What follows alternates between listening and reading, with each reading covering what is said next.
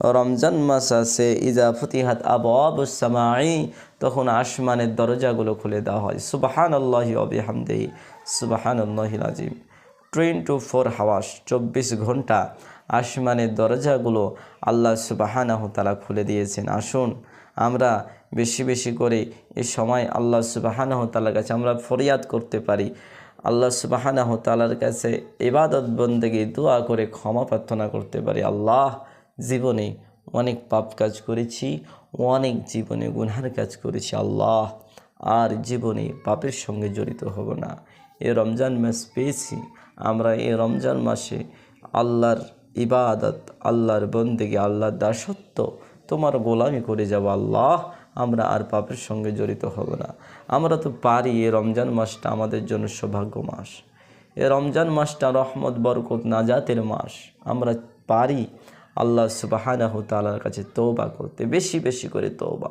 তুবু ইলাল্লাহি তাওবাতান নাসুহা, খাঁটিভাবে খালেস নিয়তে যদি আমি আপনি তুবু ইলাল্লাহি তাওবাতান নাসুহা করতে পারি, আল্লাহ সুবহানাহু তাআলা ক্ষমা করে দিবেন। আল্লাহ রাসূল আল্লাহ সুবহানাহু তাআলা বলেছেন, ইল্লা মান তাবা, যে ব্যক্তি তওবা করবে, ওয়া আমিলা আমালান সালিহা, এবং আমলে সলেহে করবে। তওবা করার পর কি করবে? আমলে সলেহে করবে। ফাউলাইকা ইউবাদদিলুল্লাহু সাইয়্যাতিহিম হাসানা, তার পূর্বের বদ আমলগুলো নেকিতে পরিবর্তন করে দিবেন।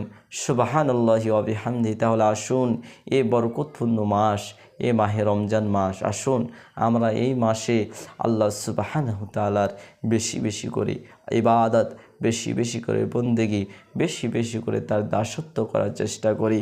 ইযা ফুতিহাত আবওয়াবুস সামাই, এই সময় আসমানের দরজাগুলো খুলে দেওয়া হয়েছে। আমার প্রিয় ভাইরা, আর কতই হেলাই খেলাই করে দিনগুলো পার করে দিবেন, আর কত হেলাই খেলাই করে দিনগুলো আপনি অতিবাহিত করে দিবেন। আপনি সিয়াম আদায় করলেও আপনার দিনগুলো অতিবাহিত হয়ে যাচ্ছে, আপনি সিয়াম আদায় না করলেও আপনার দিনগুলো অতিবাহিত হয়ে যাচ্ছে।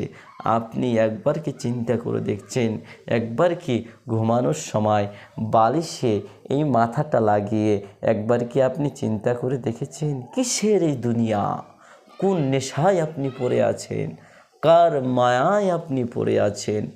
আজকে আপনি এই পৃথিবীতে মৃত্যুবরণ করলে তার 8 ঘন্টা, 5 ঘন্টা, 6 ঘন্টা এভাবে আত্মীয় স্বজন যতক্ষণ আসতে দেরি হবে, আপনার জানাজা হয়ে যাবে, আপনাকে সে অন্ধকার কবরে ফিরে চলে আসবে।